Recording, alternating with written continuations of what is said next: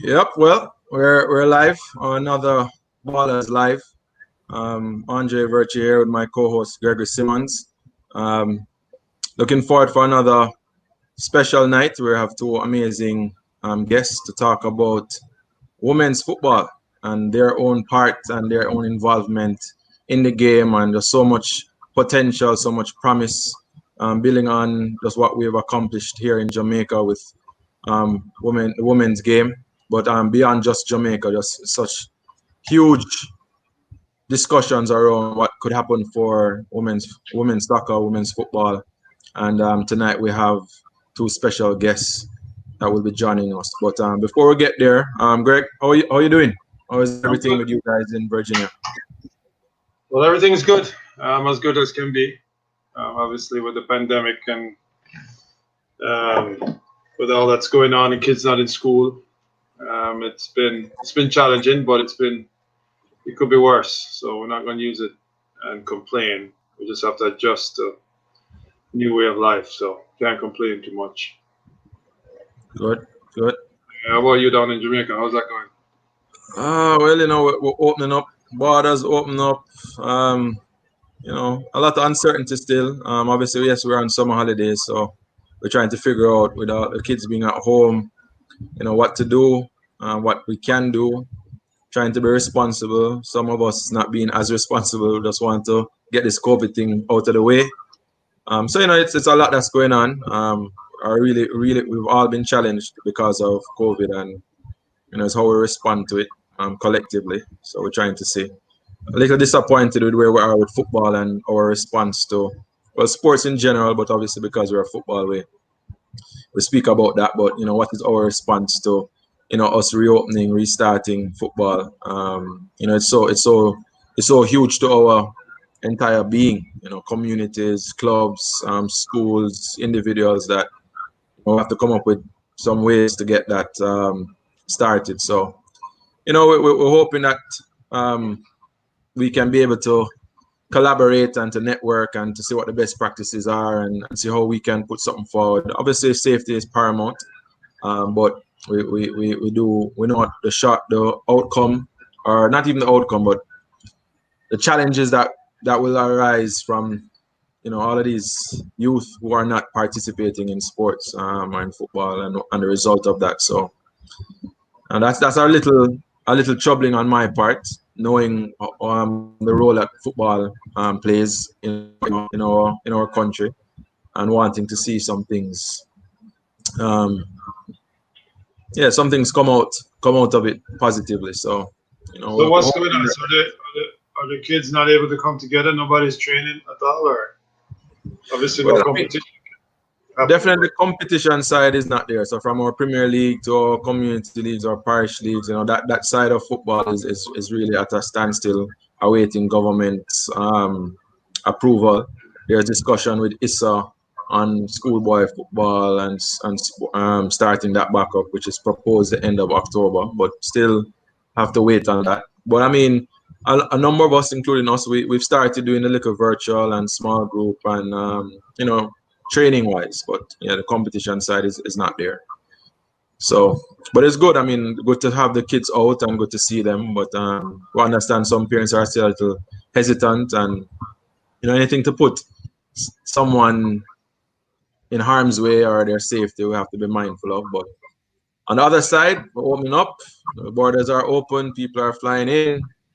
So a lot of those things are up in the air to decide what's next. So Yeah. we So will are the see. teams, like high school money cup, them they start training or no? Um, not yet. I mean, I think one and two of them have started doing some like a small group stuff, but I don't think the approval has definitely come in. I think the protocols are important, so I think they're waiting for government to give them what the protocols are.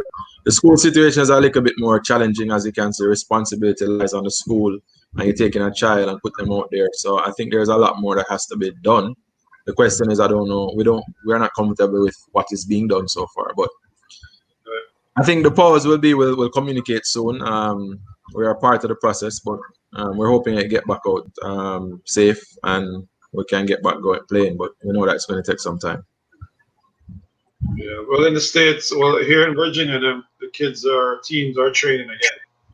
Mm, They started probably about, no, Nicholas, my son, started about 4 weeks ago, yeah, but it's in a low contact. And I think next week is where it's going to be back to normal with playing mm, with contact. They can play scrimmages. Um, but they had tournament. They had a tournament set up for August 1st, 3rd, 2nd.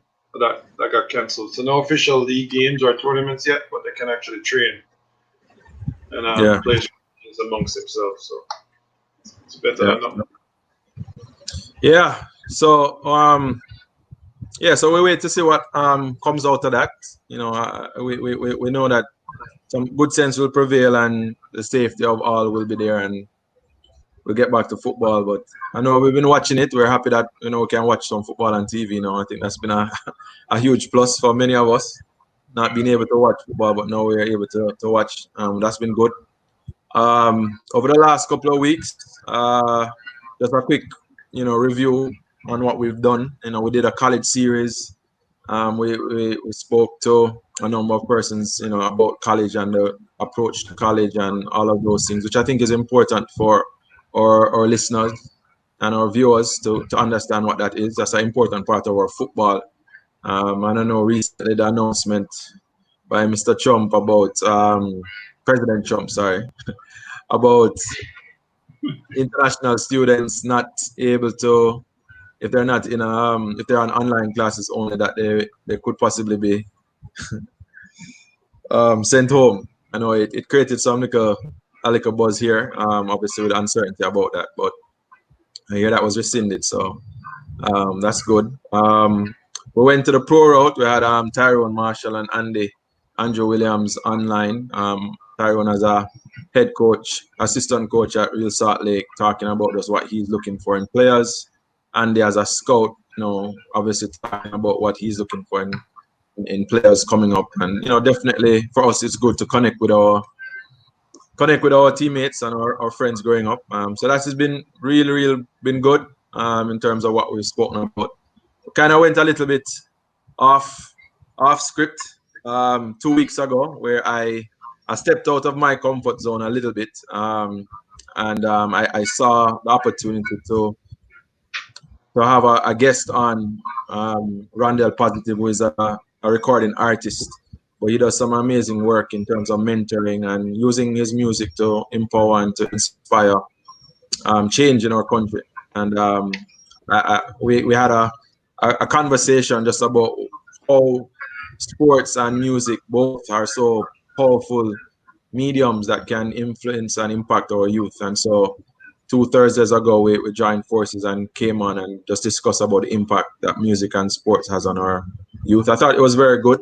There's some discussions about what we want to do after. He has a song about his album, The Mirror, and a particular song about We Are the Change. So even our flyer, I've kind of kept that, We Are the Change. So it's really talking about, what are we individually doing to change what we see happening around us. And that song has been a inspiration for me in the last couple of months. And it was good to collaborate with him. And we're looking to do some stuff with mentorship and some stuff with student athletes. So that was very good as a detour, but I think it was good to connect to his audience, and for him to connect to our audience to see how both music and sports could really play a much greater role other than just the excitement and the fun.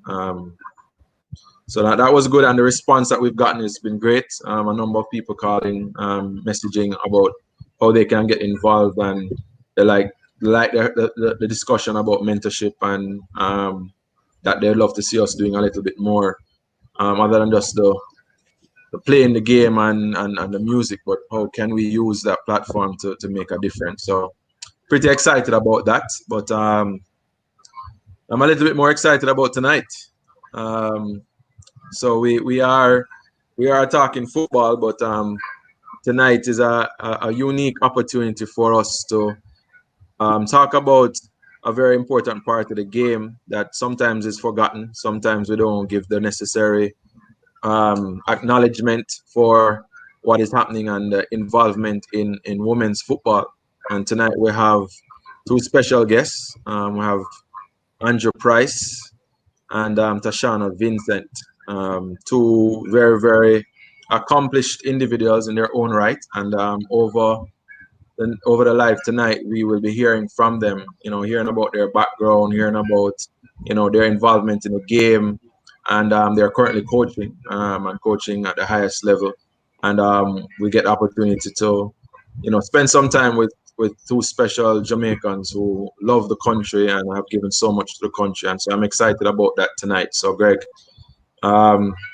join me as we invite our guests on for our live tonight.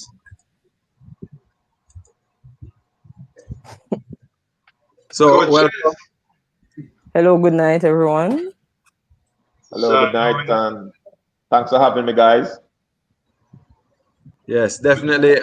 Great to have both of you on. I just want to recognize and acknowledge Andrew Price. Andrew Price has so many things behind his name, but beyond all the letters, the accolades, he is a Jamaican with a passion for football and for family and the country. He is currently the technical director of Boys Town Football Club. He's a head coach of Humble Lion Red Stripe Premier League, and he is the assistant coach for the Reggae Girls. So welcome, Andrew Price. OD. Let me not leave that part out, sir. Let me acknowledge and give respect where it is due, sir. Thanks to you, gentlemen, for inviting me. I've watched you all grow up into the men that you are now, and I really appreciate the work that you continue to do. And it's a milestone for me to be here on this program. I have been watching the program over the last couple of weeks, especially the college situation where you're trying to educate young men and women about the nuances of getting into college life. So continue the good work, and I'm happy to be here to share. All right, thank you, Andrew.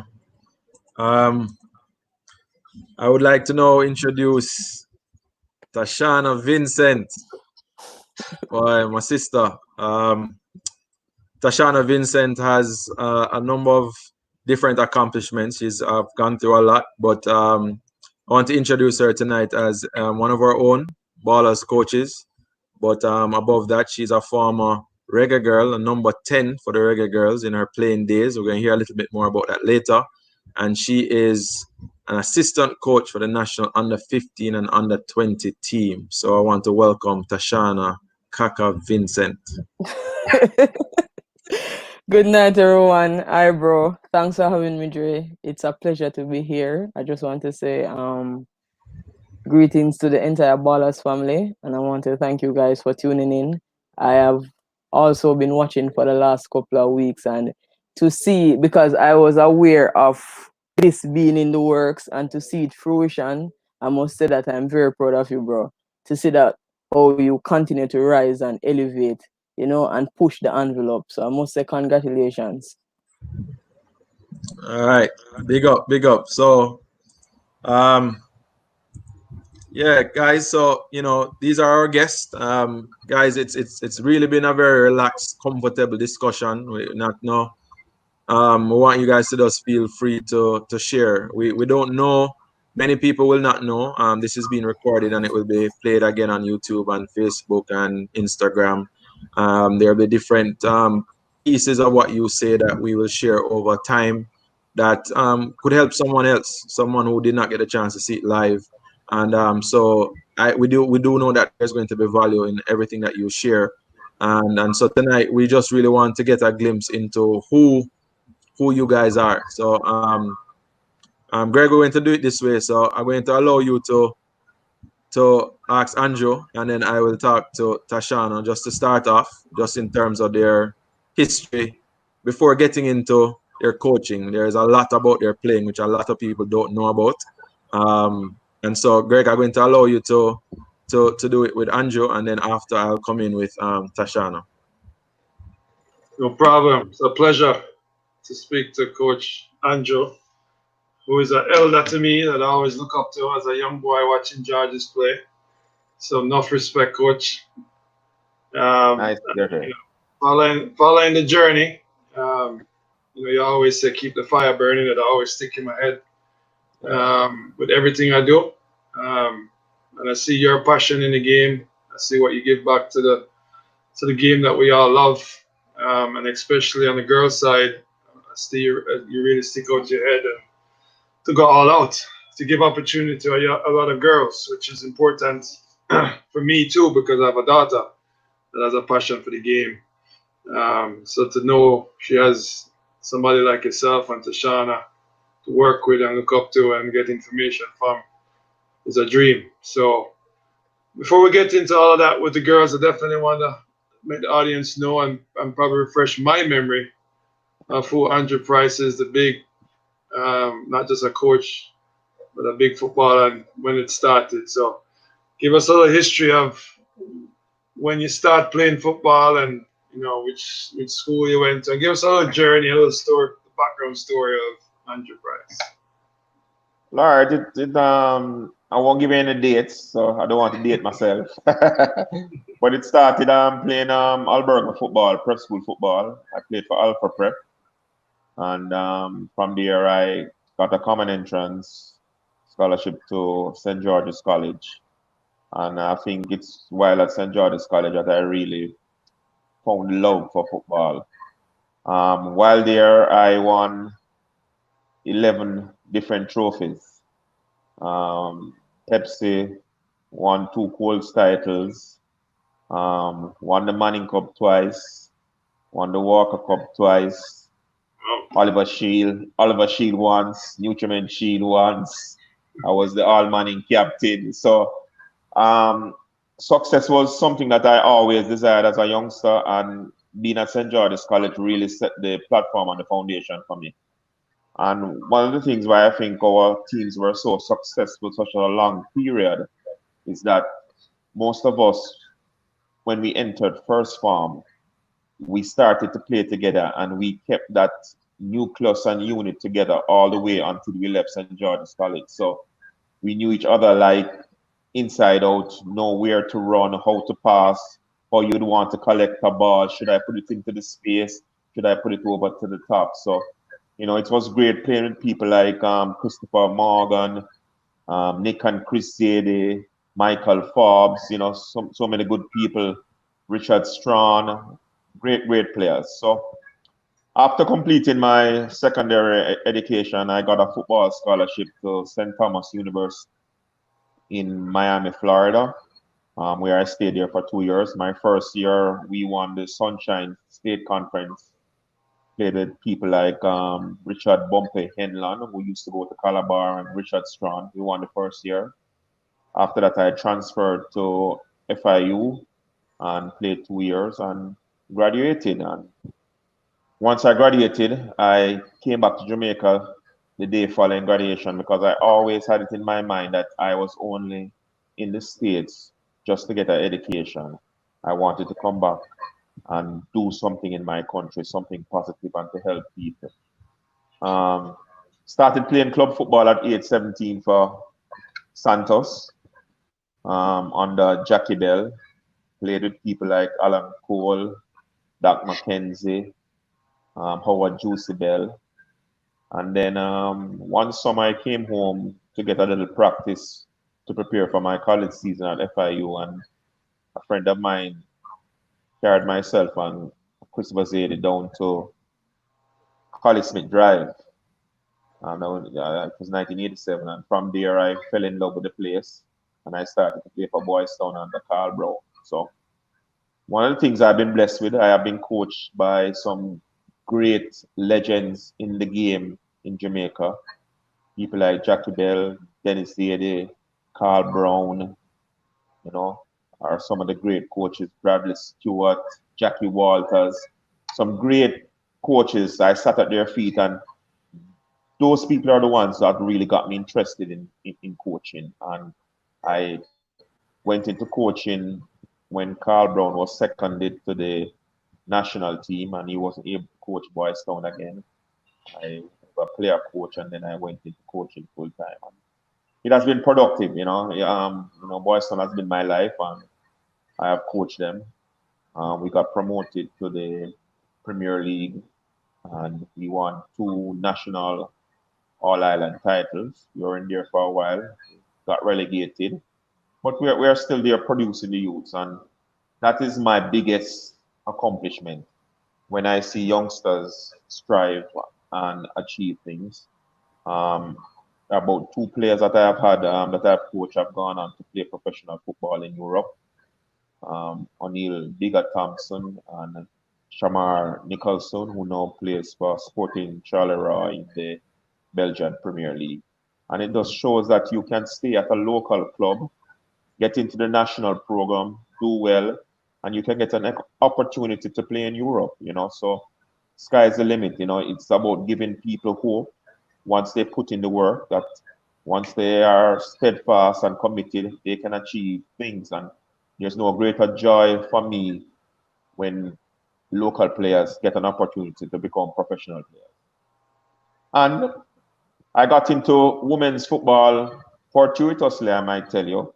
I have been coaching the beach soccer team for a while, and they had a youth Commonwealth Games in Bahamas, and they entered a women's team.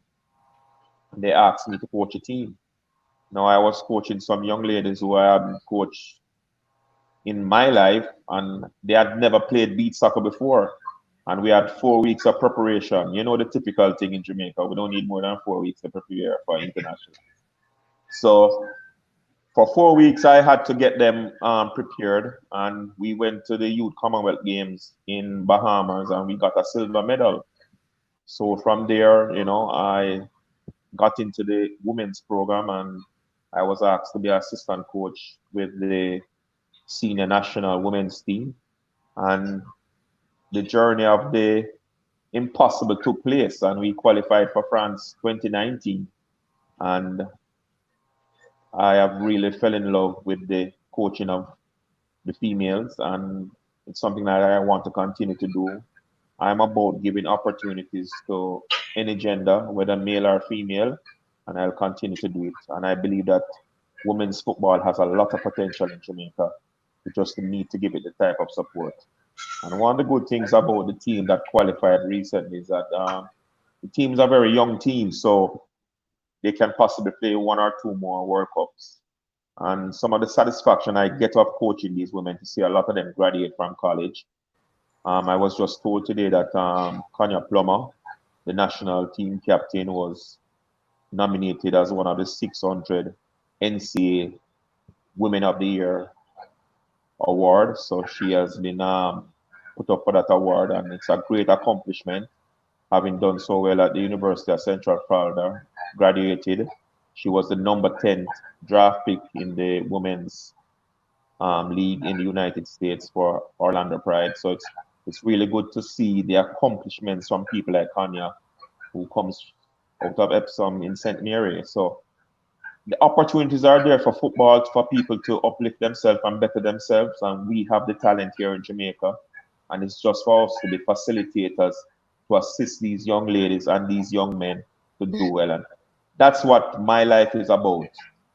As you know, I've coached Boyston for many years, and I've done it free of cost. I've been the only Premier League coach in Jamaica that doesn't get paid. I just started to get paid last season when I went to Humble Lion. So I am about commitment and about helping individuals to better themselves, and I'll continue to do it for the rest of my life.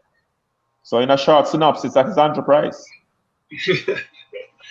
So that's a great, that's awesome, Coach. I just said there's a lot of passion. I can hear the passion and the drive for the game. And I think it's very important that we, as Jamaicans, really take advantage of an opportunity like that. As you said, you're doing it for the love. You're not doing it for to pay, take care of your family. It's the love of the game. And I think that doesn't get enough respect. And I think when you ask for something to help you better the kids or better the players and the girls, boys, the men, you should be rewarded with that. And as you know, as Jamaicans, it's always difficult to get what's needed to really provide what's best for the players. But we really appreciate your love and commitment to the country and to the players, because you have a lot of young, useful players that aspire to play for Jamaica, boys and girls. And it takes somebody like yourself that shows the passion. And no matter what obstacles come in the way, whatever issues we have with the organization, or without calling names, you're still there. So it's very important, and we really appreciate all that you've done for the game and continue to do. Because as you said, there's so much talent, and the talent just needs an opportunity and some guidance and some mentoring.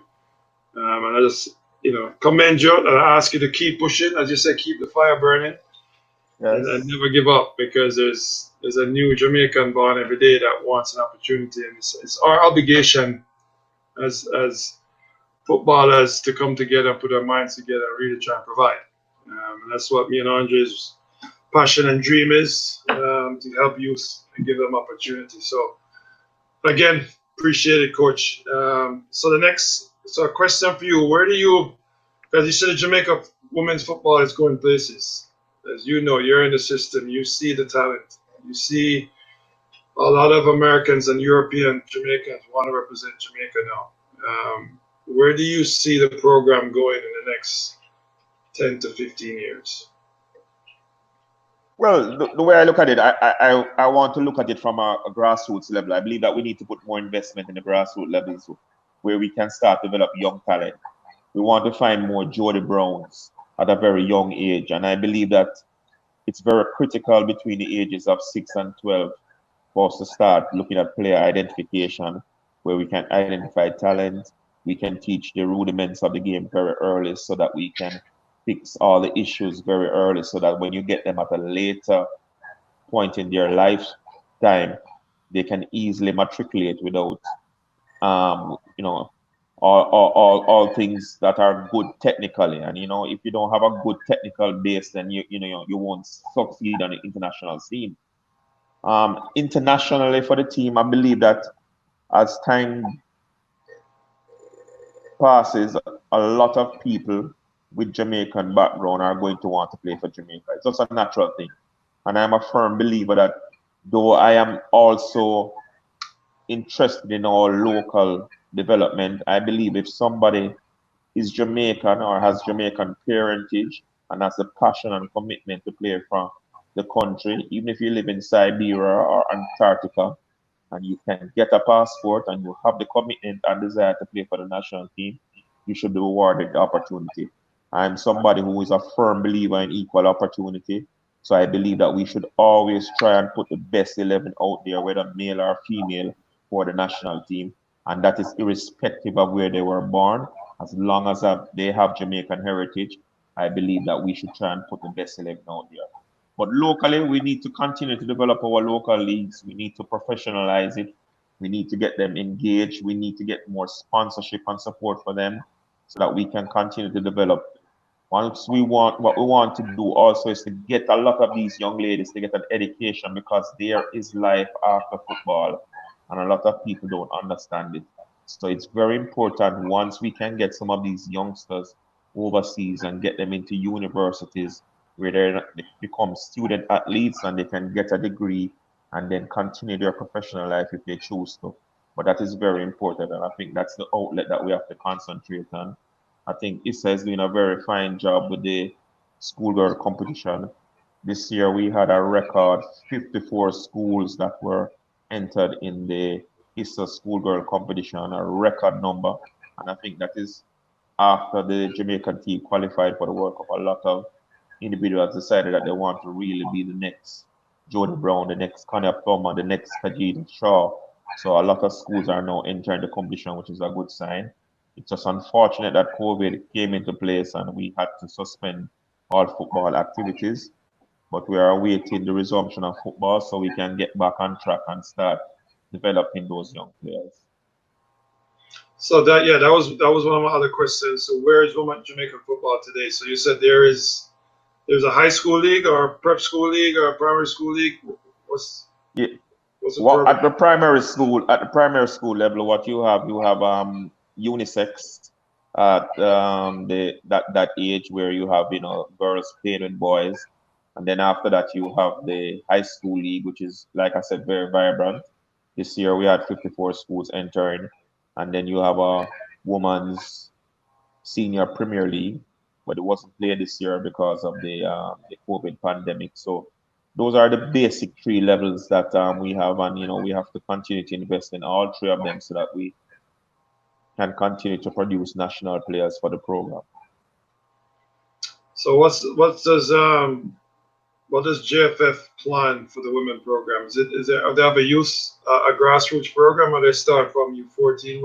What's the national Well, level? they start from under 15. What they do, they play under 15 inter parish, where you have parish teams that compete against each other, and from there, what you do player identification. So you get players to participate in the CONCACAF under 15 tournament, and players that can compete in the under 17 tournament. Right now, even though we have COVID, we have weekly calls with the prospective under 17 girls, which the coaching staff, including myself and Tashana, are on a weekly basis, where we look at tactical things despite our inability to train together, so that we can keep the team together. And we have webinars where we sit down and discuss the game with the young ladies, which has been very helpful for them. So we want to try and continue and keep that fire burning, so that when we get the release from the JFF and CONCACAF, we're ready and prepared to train, so that we can prepare for the next tournament that we have ahead of us, which is the under 17 women's tournament. Yeah, the last thing is as you said, the U17 program with the Zoom calls and the match analysis. So my daughter is involved with that, and I just want the audience to know I've been very impressed with the professional level of the U17. I know it's the whole program for the women program, but me sitting there one time watching my daughter they go to the match analysis, and they tell you how we want Jamaica to play, and the Jamaican culture is speed and aggression and direct football, and which was very, very, very impressive, because as a past Jamaican player, I've never seen anything like that represented through my JFF program. So for my daughter, for the first experience, for her to see that, I had to make sure she understands that's the next level, and that's why the program is a successful program, and it continued to grow.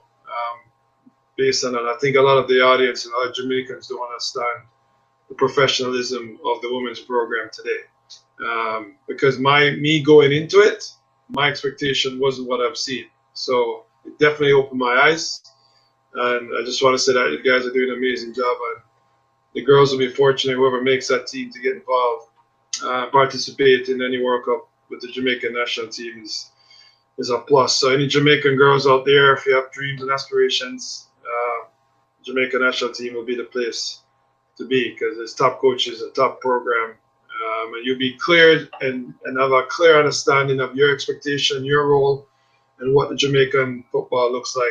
And if you don't fit that culture, then the program won't fit you. So it's very clear, which I was very impressed with. And another big piece is the fitness program. Like, my daughter has 3 days, 4 days a week that the national program sends her fitness, which is, again, I never had that. I just looking back on my days and said, wow, if I had these kind of guidance, where I'll be today. So big up to that. It's very, very, very impressive.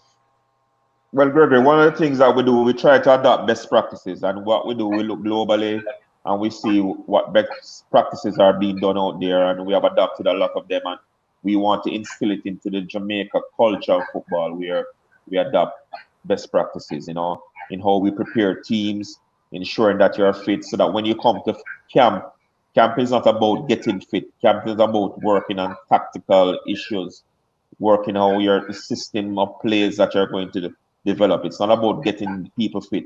You must come to camp fit.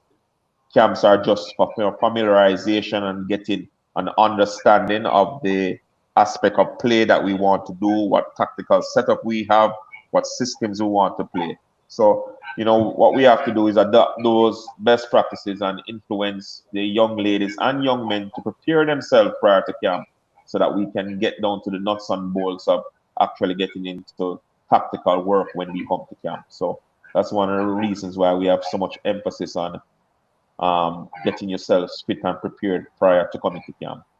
Yeah, no, that was is very good, very impressive. I'm sure you guys are chopping at the bits to get it going. I'm Yeah, sure the girls definitely, will too. definitely. I think you have a nice little U17 team there that Jamaica will be proud to see play. Bright girls, very bright girls, and that's what I like. They're like sponges. And that's what I tell people why I like coaching women. Sometimes when you coach men, they already know it. Well, coach, I can do this already. I've been doing this for years. But when you talk to a young lady, she absorbs like a sponge. They're willing to learn. They're willing to try things, and they're willing to listen. So that's why I like coaching women. Yeah, they like to please. They're Yeah, pleasers. They want to please. So yeah. whatever you tell them. Yeah, I'm the same way. I coach girls, and it's much easier. It's much easier. You'd be surprised the skill level and the talent level of these girls. They can play with boys. So Oh yes. that level it's very good. So yeah, that's good, Andrew. Again, it's a pleasure to speak into your life, and I really appreciate what you're doing for football in Jamaica, and I hope you continue. And I hope all the success with the national program. Thanks for having me, Gregory. And you guys keep up the good work. Yeah. V, over to you, V.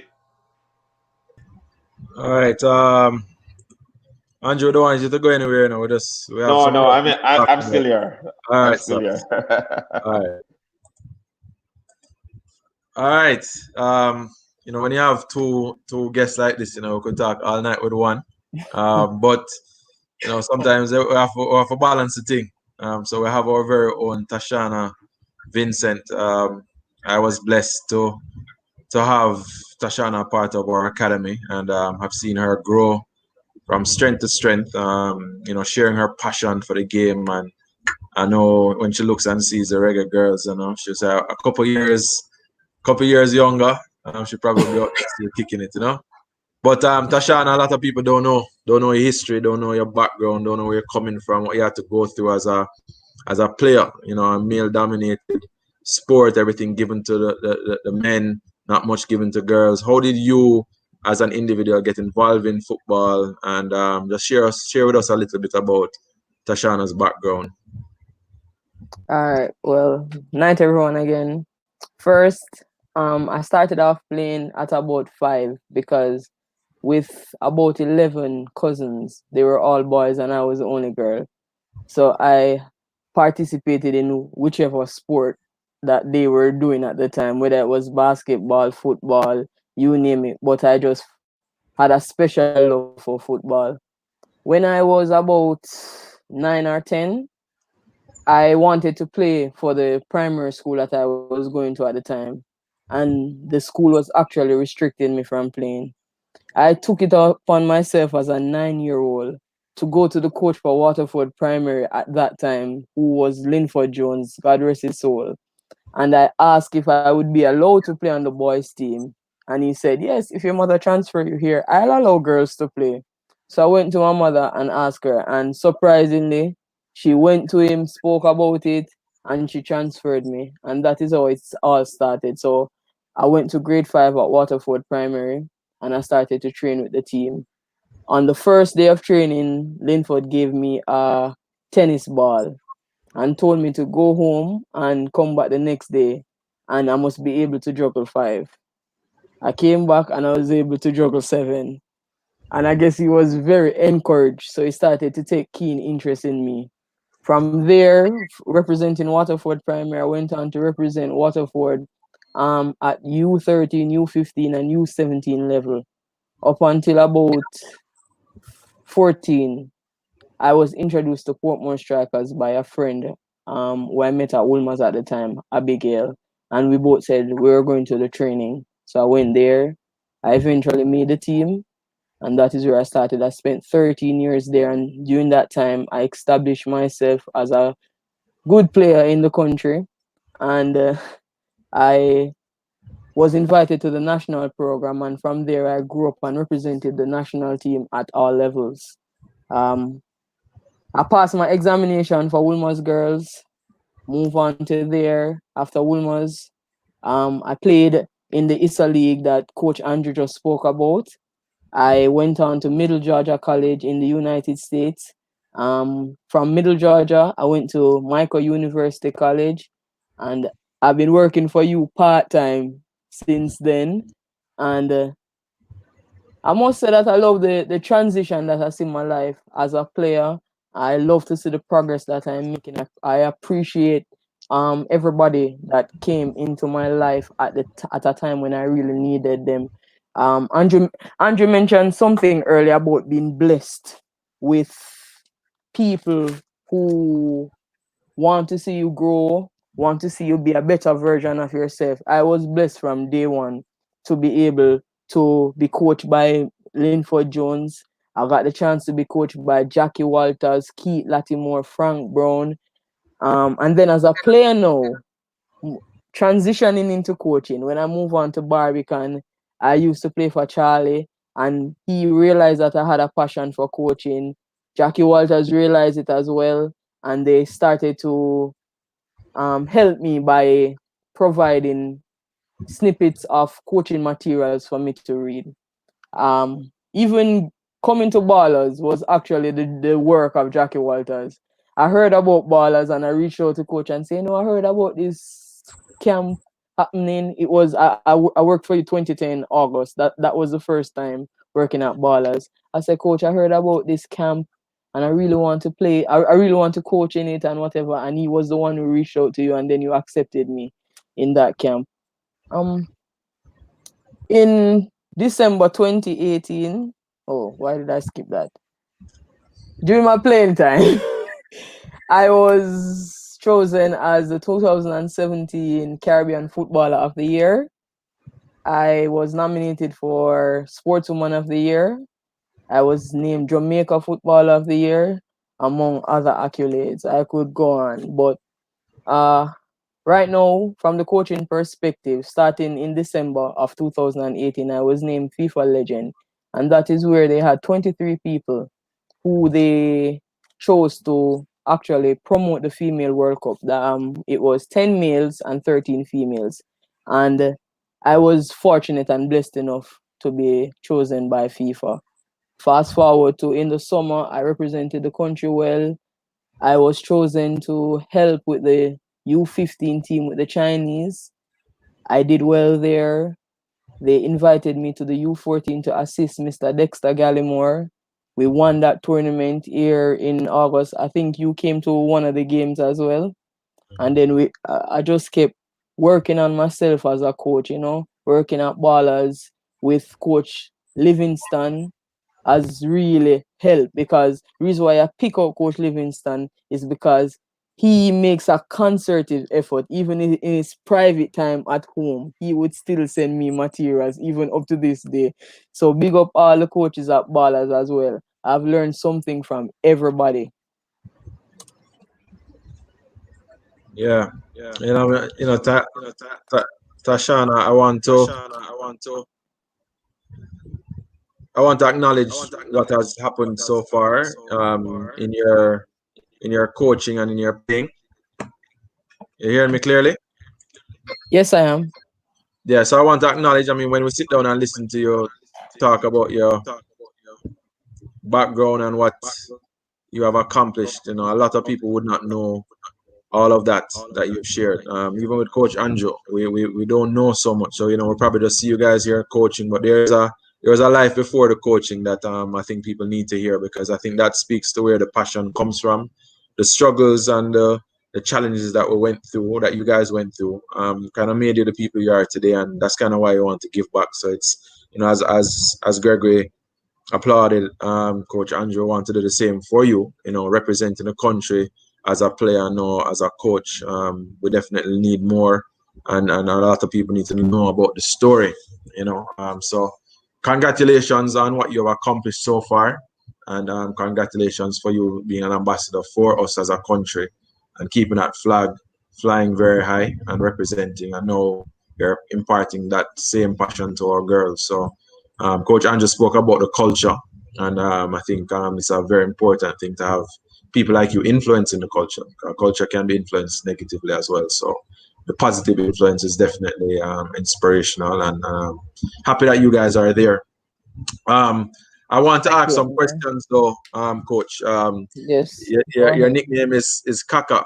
Where did that come from? I want to get a little bit more about Kaka, the number 10. What does it feel like playing for the reggae girls? Give us a glimpse into that. We don't want to just jump over that, but that is special. So let us hear a little bit. Why Kaka? And playing for the reggae girls. What was that feeling like?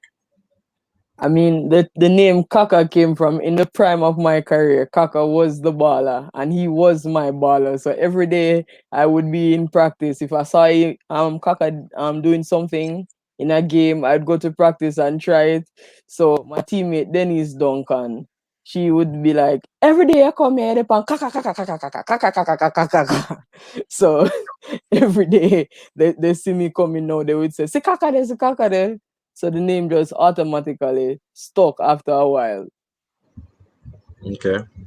What is it? What is the feeling of putting on the Jamaican colors and representing Jamaica? Give for those players who are aspiring to one day represent the country. What is that feeling like to put on those colors and go and represent the country?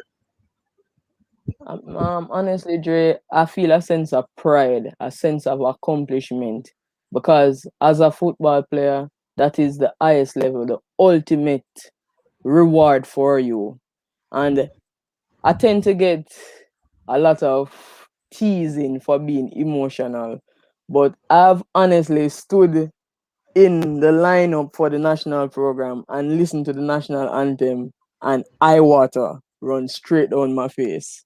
Honestly speaking, I know that when I come in my community, when I hear the elderly people speak about me, you see that you're passing by and the children tell you how much they look up to you. You just feel a sense of accomplishment that no money, no trophy can ever replace.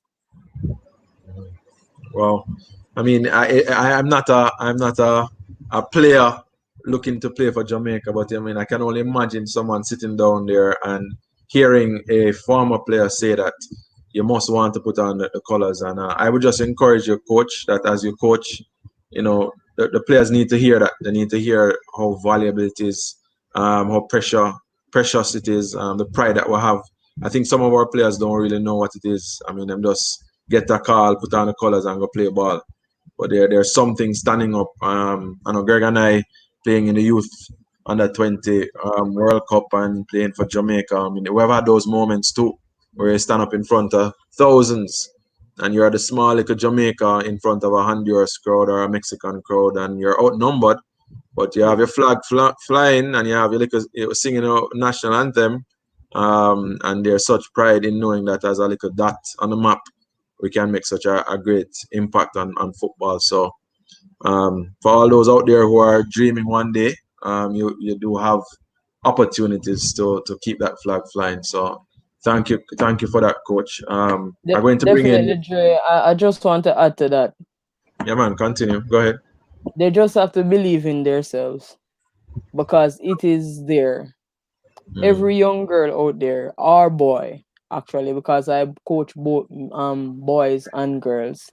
You just they only need one person to believe in your dream, and that's you. Nobody else. Yeah, so some powerful words, encouraging words for it, just to believe. You first have to believe in yourself, and believe that you can go out there and make a difference. Definitely some good words to hold on to. Coach Andrew, I'm going to bring you in. There's a question in the chat that Leslie Gallimore is asking. So I'm just going to the question is, has the staff looked at the 2019 FIFA physical report just released? And what did Jamaica learn from France 2019 regarding physical preparation? Definitely. We looked at the report. Whenever we get the reports, we look at them and we look at our players and look at what the rest of the world are doing to get ahead of them. We are a CONCACAF nation, and one of the things that our goals is to be the number 3 team in CONCACAF within the next 3 years. So, we have to set realistic goals. We want to make 2019 not look like a fluke. We don't want to be compared with the 1998 men's team that went to the World Cup and haven't gone back there. So what we want to do, we want to consistently go to the World Cup. And in order to do that, then we need to set ourselves some goals. And one of the goals that we have set ourselves is to be the number 3 team in CONCACAF. We know that the United States is number 1 in the world and Canada is number 5. So we want to get to that 3rd spot in CONCACAF. And what we're going to do is look at all of those basic analysis that was used in the 2019 World Cup and see where we faltered and where we can improve going forward, so that when we go back to the next World Cup, which will be New Zealand and Australia, we'll be a better force to reckon with. So it's about learnings and taking best practices from the analysis that we got from that World Cup and implementing it into our culture and our system to see how we can continue to improve. So yes, Mr. Gallimore, we looked at it, and we will look at where we can tweak and improve so that we can be a better force to be reckoned with when we get back to the next World Cup. Yeah, thanks for that, Coach. Thanks for the question, Leslie. Definitely want to encourage those who are on. I just want to acknowledge some of our guests who are on. Some people who have followed us over the weeks. Definitely. So I see Darren, see Donald Stewart, big up Foley. I see my friend Kimani friend. Big up Kimani for joining us. Kimani, for some of us who don't know, is big basketball, and he's now currently in Jamaica and doing some great work. Doing his own part in giving back as well. So big up Kimani. Matthew Douglas Halsall, big up Matthew, and bigging up all the STGC legends. So yes, I know Matthew. I get everywhere I go in, Andrew. Everybody's like, why you having pure Georgians on your call? You can't have nobody else. So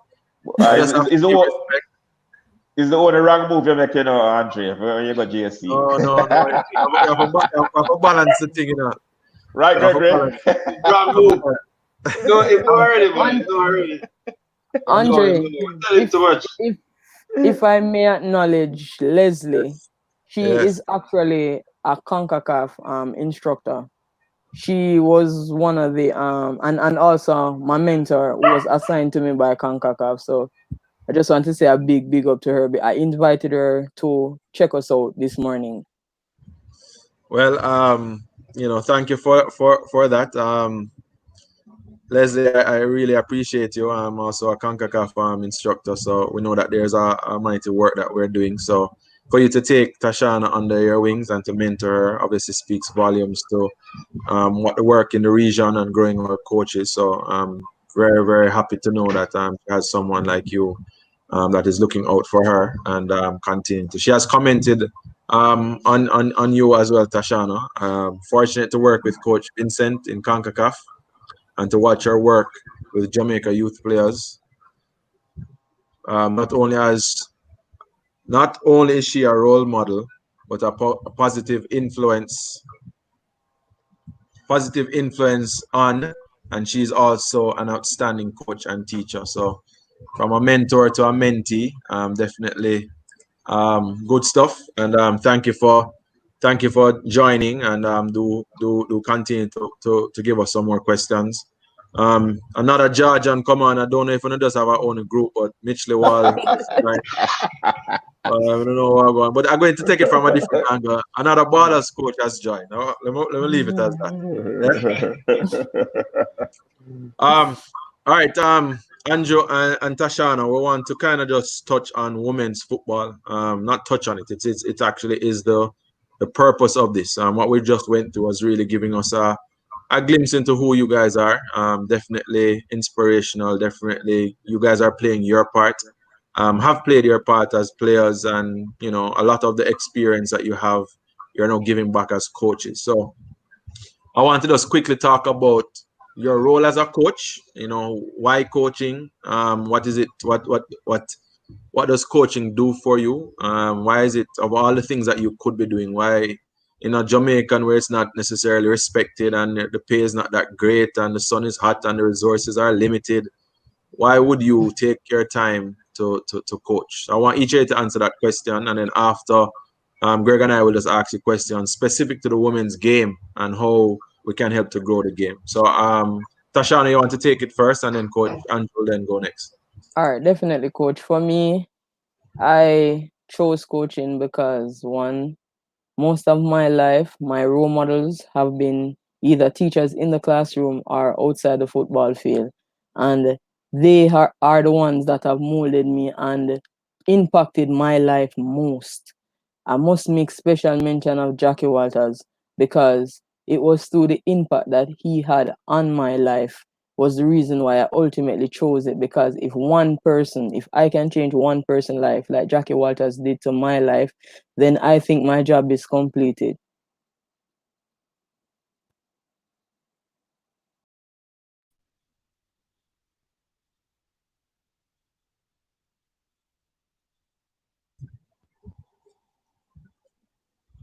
Andrew, your time, if you can share why coaching. Um, I believe it's an opportunity to give back to football that has been so good to me. A lot that I have in life, a lot of the friendships I have, a lot of the relationships that I have in my life at this current time is because of football. I've met so many people around the world, so many people in Jamaica, and it's because of football. And I just believe that football has been so good to me, it's important that I give back. I got into coaching fortuitously, but guess what? It was a great thing to happen, and I use it as an opportunity to give back.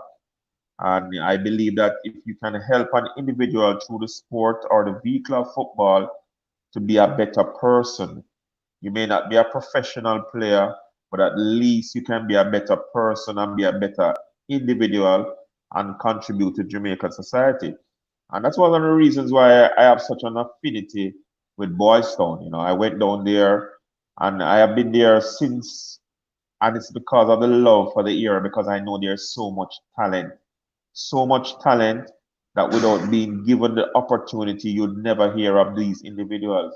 So when you have an opportunity where you can coach and mentor these individuals and let them change their lives, it's an inspiration when you see the success.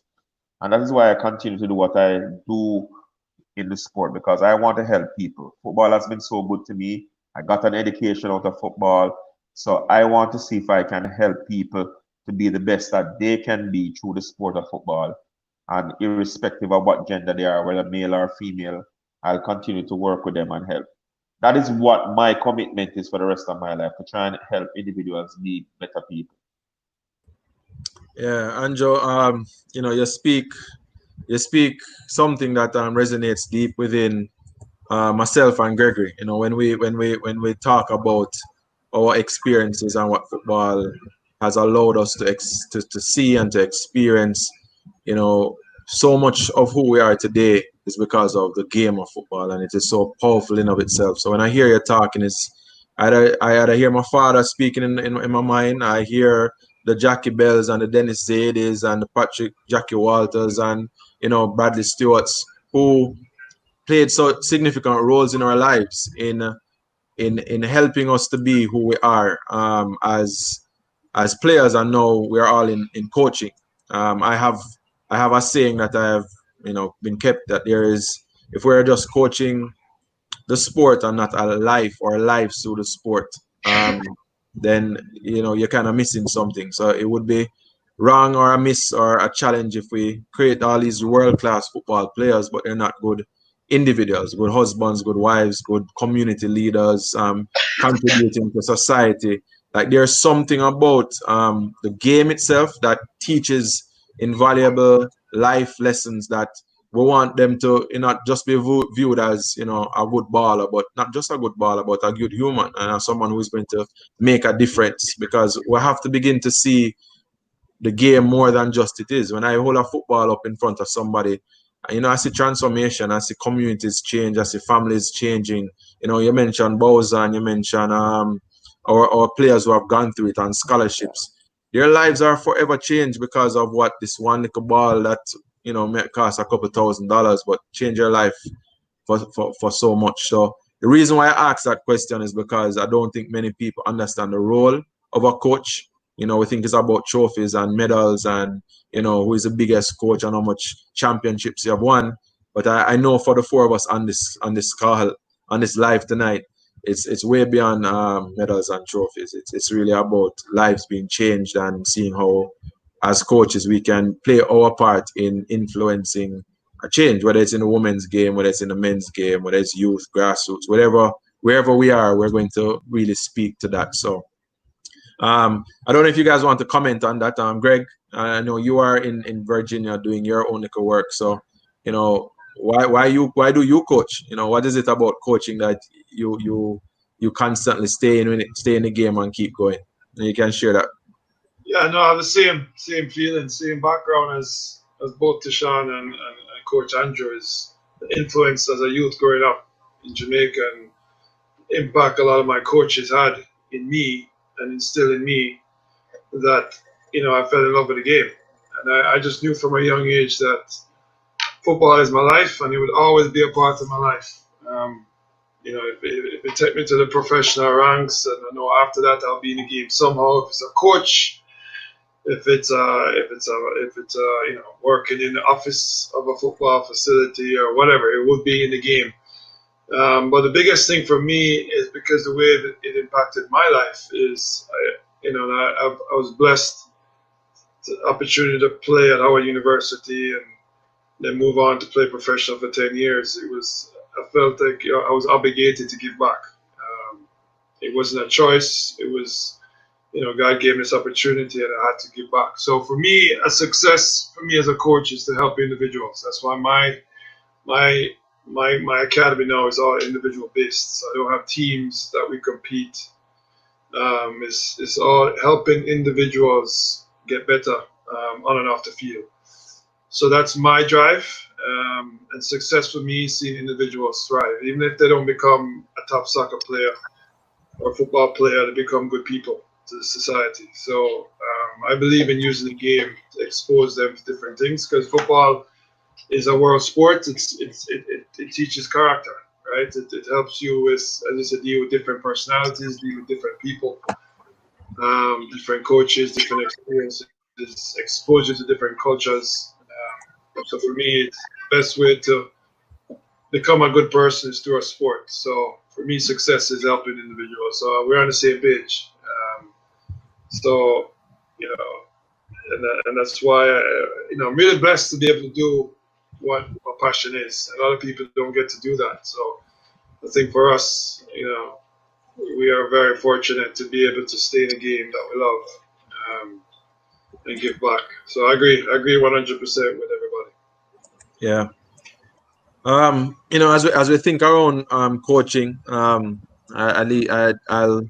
I'll say this, but better people make better players. You know, I think at the end of the day, we recognize that we do have a person before us with emotions, with feelings, with issues, and you know, if you help the person to become a better individual, then you have a better player to work with. You know, and that's something that I am challenging myself and the coaches to do. So, yeah, guys, let's just move into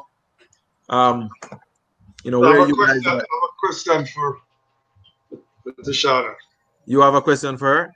I ask that question, Greg, and then guys, we want to move into you know, your involvement currently with a women's game, and you know, how can we help to improve that, and what are the things that we want to put in place. So, Greg, you can ask a question, and Yeah, then it's related to that. all right, go ahead. Because it's, as she said, as Tashana said, you know, when she puts on a jersey and hear the national anthem, tears come to her eyes. It still come to my eyes. So even as a, you know, I wish I was out there to play that game. But every time the national anthem played, when the Jamaica Reggae Girls was in the World Cup, tears come to my eyes.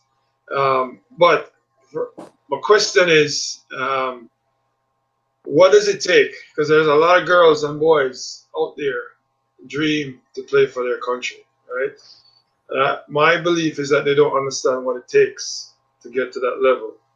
So if you want to give them a little glimpse of what it takes, so for instance, you're 10 years old, between 10 and 13, 14, critical age of development, what does it actually take to be able to represent your country, to make the national team and go represent the country in the World Cup? What does it actually take on a day-to-day basis? Well, for me, it was work, work, work every single day. There are no off days. You make sure if you believe in yourself, the least you can do as a player is save your lunch money and invest in a football. That was my approach. I asked my mother for a ball. She said, as much as I would want to, I cannot afford it. So that I had to just save my money, buy a ball. Every day I would get a wall, I would kick the ball on it. So it's just you trying to improve and having the ball at your feet and constantly playing.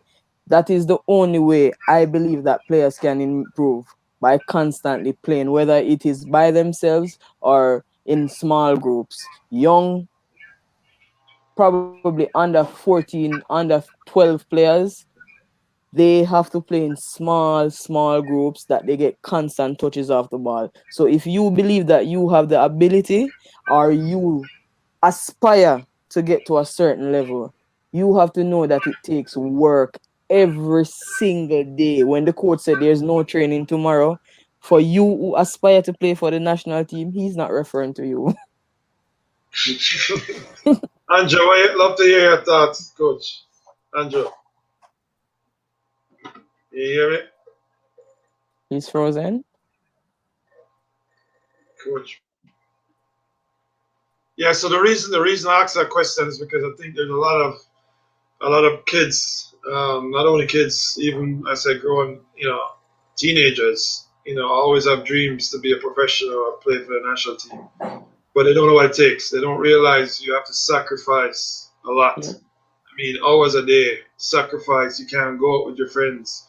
You lose friends Exactly. over this. It's that serious. I mean, but a lot of people, Exactly. a lot of kids don't understand. We But talk about, I want to play in Europe, but they don't know what it takes. I mean, it's 2, 3 sessions a day. As I said, the ball is your best friend. That's why I used to hear as a kid, you have to have your ball. You sleep with your ball. You eat with the ball. That should be your best friend. You never leave your ball alone. And it's constantly training. I mean, to the point where you're tired, but you still have to get up. Even when you don't feel like training, you have to get up. So I just threw that out to you because as a past player that has played at the highest level, a lot of kids are aspired to be at your level, but they just don't understand what it takes. So that's why I want them to hear from your mouth what it takes. Greg, one of the things, I think that my high school teacher said this to me. Vincent, I know you're the champion for being loyal and all of this and taking your friends with you. You can't take everybody with you, and you cannot please everybody. So studies show that every professional player or player who aspire to be a professional has to train at least 5 hours per day, right? So incorporate that as a high school student trying to maintain your grades, training 5 hours per day. You have chores at home. You have to miss some parties. You have Yeah, to miss some movies. Yeah, you have to prioritize what is more important to you. yeah. So I think that's very important message, V. I just wanted to ask that one because as you said, everybody Yeah. wants to do it. They're not willing to put in the work, which is the new era we're living in. Kids don't want to put in the extra work, which is important for them to hear. Yeah, no, that's a excellent question, and thanks, Tashana, for giving us your perspective. Very valuable perspective. Obviously, your personal experience and your recommendations. But let's build on that, Tashana. I mean, there is obviously the struggle of the female wanting to make it, and based on just growing up in a Jamaican, and I mean there are a lot of other Caribbean girls who would probably want to reach the highest heights, want to go to a World Cup. But there are some struggles. What are some of those struggles that you faced as a player where you didn't have the opportunities that even though these girls have? We have camps, we can stay in camps, we can play practice games, and I know we have a lot more now than we had then. But give us let us hear a little bit more about that in terms of your challenges that you faced. Well, growing up, one of the main challenges that we faced was the inadequate amount of time to prepare. We had a tournament, say, for instance, we have a tournament coming up in August. We would get together 4 to 6 weeks before the tournament. There's no way that you are seriously intending and competing for a spot to go to a World Cup and think that 4 to 6 weeks is an adequate amount of time to prepare. The difference between now, the girls are getting an opportunity to go abroad, enjoy various different training methods from international coaches, being open to things that we have never seen before, as opposed to back then when we had limited resources, limited funding, and we just had to make use of what we had there. That was one of the biggest thing, because during my time we had a lot of willing girls, but we didn't have enough people who were willing to commit, one, to giving us the necessary preparation to be able to compete, and two, we didn't have enough equipment. Yeah, that story crosses obviously on both sides, the male and the female side. And I don't want it to come across as if it's the negative, and we're kind of, but I think people need to understand that a lot of what we see as success now comes on the heels or on the backs of struggles. Struggles in fighting through the lack of resources, struggles in fighting through the different challenges that one would have to experience. But coming out of it, there are scholarships. There are persons who have been able to play for our country in the regional tournaments, and lives have been changed because of it. So sometimes when we say a struggle or a challenge, there's good that can come out of it. And obviously from yourself and Andrew, you're talking about some of those benefits that have been derived from it. So definitely important to hear that as well. Coach Andrew seems to be having some challenges to come on, so we'll just continue to speak about these things. I'm going to talk a little bit more with Tashana. I want to big up my fellow instructor, Heather Daesh, from New Mexico University, head coach. We are currently running a course with Cayman Islands Football Association for CONCACAF, and such a joy to have her on. Tashana, you have a lot of support. Definitely. Hi, Eva. Thanks for joining in. Yeah, but definitely, from a CONCACAF standpoint, Tashana, that's kind of why I brought that up. What has the training and the support, even in terms of CONCACAF's approach to coaching development and building capacity and helping you to grow and to learn? You can speak a little bit about just how that has helped you as a just not just a coach, but a woman's coach. Definitely. Last year, May, I was chosen to participate in a pilot program that CONCACAF started, where they chose, I think, 25 females and flew us to Antigua for the CONCACAF D license. I think that the fact that they had all female instructors, all female participants, it gave us a sense of comfort being in the room where we're of all the same gender with the same passion, the same goals and aspirations, with a well put together program helping us. And I think after that, even they identified some coaches who they actually thought that would progress sooner than others. None were discouraged. And I think that is one of the main things. We need to be more welcoming with female coaches, because in order to change the whole perspective of the female game, we have to get the opinions of female. One of the biggest problems in football is that we don't have enough female opinion. We're not trying to get rid of our men. Trust us. We just want to be included in the decision making and the action plan in moving forward to better the game. Anyhow, after that tournament, every player was actually appointed an instructor. And since last May to now, you have total access. You can email them or call them whenever you want for whatever topic you want. During the COVID here, I must commend CONCACAF again because they started this weekly webinar series where they started to teach us how to use Zoom and other social media platforms to get our work across, and also to engage the younger students that we're going to be coaching in the near future. So I think that so far, based on what I've seen from CONCACAF in the last year or so, it has been very encouraging, and I must commend Karina LeBlanc and the team for the work that they have been putting in thus far.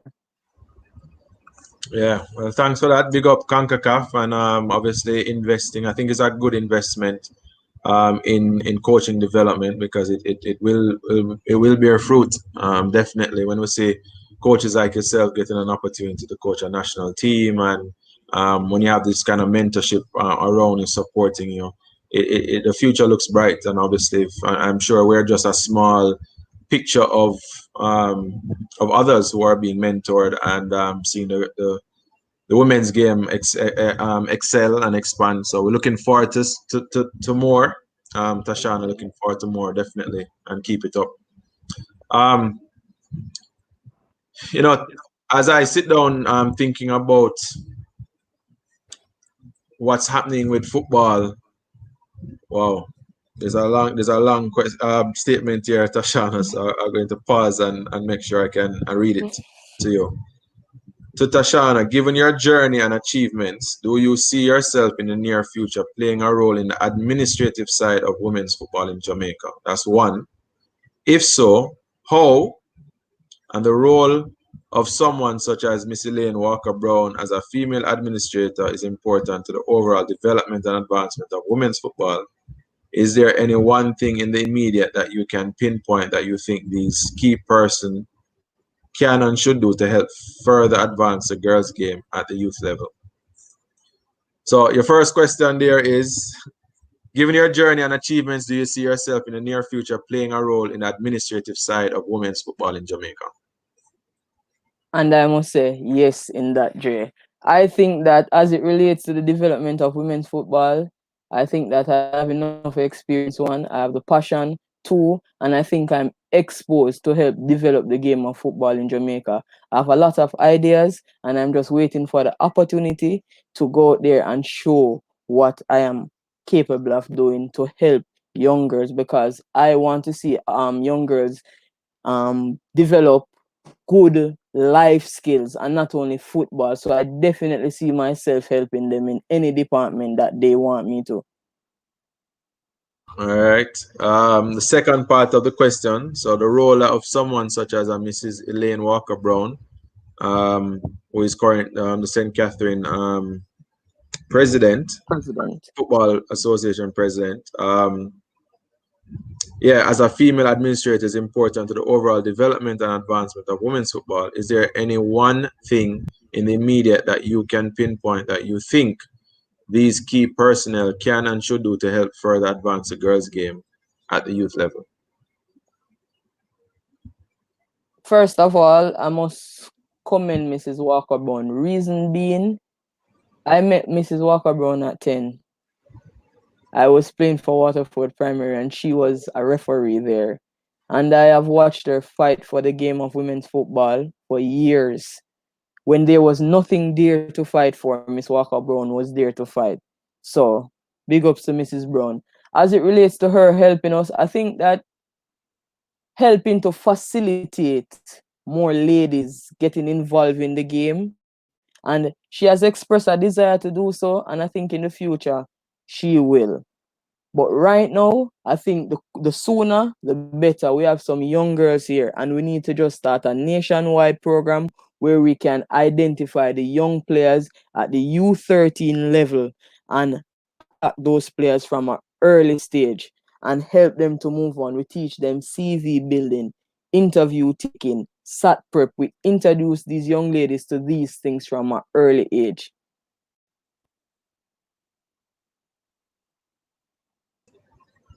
Yeah. So obviously we hear about you as a coach under 15, under 20. We know that you have some other things. So we look forward to some of those things coming out. Um, Gregory, just we've spoken about this, but just where do you see from where you sit in the States? Obviously, you have a young daughter aspiring to represent the country, and you also coach girls. Where do you see the game going, the female game, not specific to Jamaica and reggae girls only, but obviously in the US it's very big, number one team in the world. But where do you see the game going? Yeah, where do you see the game going from your perspective? Well, as you said, the women's game in the U.S. is very big. I mean, even on the youth level, I mean, girls start playing soccer here, football here at age 5. With their, just start kicking around, and then they work their way all the way up to U19. So it's pretty big here in the U.S. But the women's game is growing. It's growing all over the world. I think the U.S. started the trend, and then everybody has started to follow. I know it's getting very popular over the world. In France, there's a big league. In England, there's a league. And girls are actually making enough now to really support their family. So it's growing, and it's only going to get bigger. So for me, it's very, I didn't get into the women's game until my daughter started playing at 12 years old. I mean, I had girls in my program, but I've never really followed the game as much on the girls' side. But it's been very, very fun. I mean, I enjoyed it a lot. Love working with the girls. As Coach Price said, the girls are pleasers. They're really soaking every information you give them, and they're pleasers. Um, so I think it's a great opportunity. But for me, it's even bigger for Jamaica because it's so much with the reggae girls making to the World Cup. There's so much more opportunity for local girls. And that's why my question is, where is Jamaica football going on the girls' side? Because there's so much opportunity. As Tashana can tell you, the U.S. college programs are looking for girls. They're looking for the Jamaicans now, based on what happened in the World Cup. They're hungry for them. There's so much talent in Jamaica that it'd be a sin if we, in our journey right now, if we don't do something to really push and help the women's program, because we talk about the boys all the time and the men all the time, but the girls need an opportunity as well. So can Jamaica ever really produce and win the World Cup? 100%. I mean, just knowing the talent locally, internationally, Jamaicans that want to represent Jamaica at the international level, it's priceless. It's endless right now. So for me, women's soccer is big, and it's only going to get bigger. And I love the fact how the Jamaica program is really taking that seriously right now, because the women's program can really put Jamaica on the map again on the football scene, just like they do here. The women's program here is bigger than the men's program. I think it could be the same in Jamaica. Sorry to say it, but it's real because I see the talent here, and I know the Jamaican girls in the U.S. that are hounding to play for Jamaica right now, and I know their talent level is very high.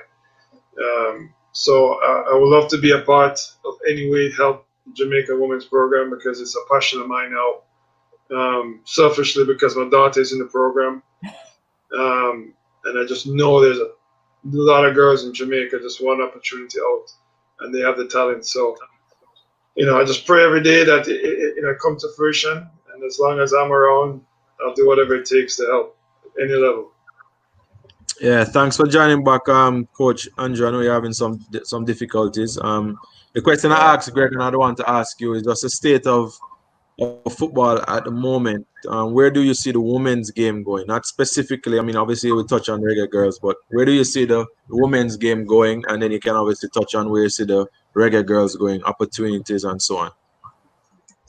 Well, the women's game, I think, just like most sports in Jamaica, there's an over dependence on ISA run competitions. And I think we need to have a little bit more focus on clubs. So we need to have more structured clubs that women can go and play from a tender age. And it's about starting those academies and clubs that give women an opportunity to play football. So I believe that that's the first thing that we need to do. We need to establish more clubs where women can feel free and young girls can go and start playing the sport at a very young age and start to learn the rudiments of the game from early, because there's no question about it. We have the talent base that we can succeed globally. So it's just about putting the resources behind these clubs and these academies that can develop the girls so they can matriculate from the various age group levels until they become senior reggae girls. And I think that that's the way forward. It's to get the commitment of corporate Jamaica and the government to invest in the local leagues and the clubs. So Coach, I hear that. I mean, you and I talk about just development, and we have our frustrations. But if I was an investor or someone was wanting to invest, why would I want to invest in the females? And based on yes, we know we're qualified for the World Cup, but you have an opportunity to pull my pocket to invest in the women's game. Why should I do that? Well, I mean, Andre, when you look at it, when we qualified for the 2019 World Cup, it was looked as a long shot, and we made the impossible possible. And it just, when you just look at the talent base that we have here in our country, the athleticism of our women, we can easily be a dominant force in global football. We are speedy, we are technically good, we are equipped. All we need to know now is to play disciplined, decent football, and we can be world beaters, and it's quite possible. It is a much easier, I think, to qualify for the Women's World Cup at this stage than to qualify for the men's team. Because one of the things that you have more teams participating on the men's side than you have on the women's side. And as I said, you have to set yourself targets. And one of the targets that we are setting is out. We want to be the number 3 team in CONCACAF. And when you have teams like the United States and Canada as the teams that you're striving to be like, then you'll be able to compete against almost all the other global teams across the world, because these are top 10 teams.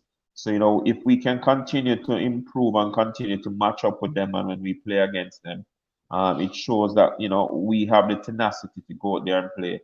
I remember a game that we played in the qualification for the 2019 World Cup in Houston, where we played against the Canadian team.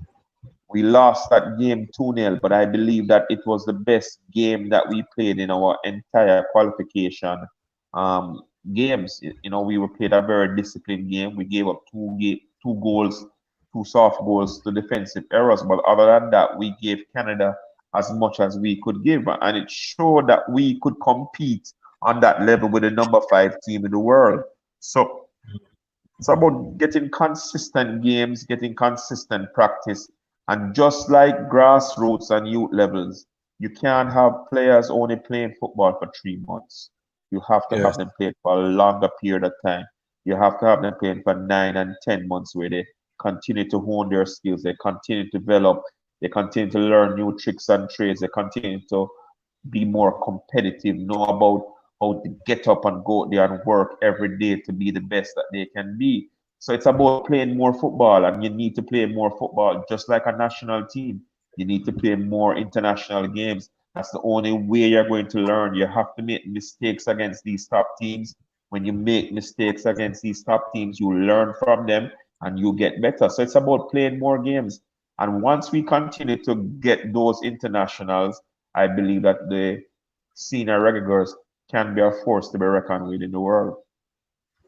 Yeah, I mean, when we watch the game, I mean, some people watch the game with obviously a different perspective. And I was shared it earlier about you watch a game and say, okay, well, we're going to lose. There's so much learning that happens in those games where we lose. We'll learn a lot when we win as well. But I think a lot of the exposure that we talk about is the consistency of the games, as you mentioned, getting different types of challenges, that are presented to you, whether it's the style of play, whether it is the conditions, the traveling. All of those things are helping to build a particular style and culture that we build confidence with. And I think even for us as the supporters, we have to have an appreciation for that journey and that process, because it don't happen overnight. That understanding amongst the players and the coaching staff. And there's something that when you add the Jamaican spirit to it, and the desire for them to, to repeat or to break records, or there's something significant about that. But I do believe that sometimes we don't look at the journey. We don't get to appreciate and learn in the journey.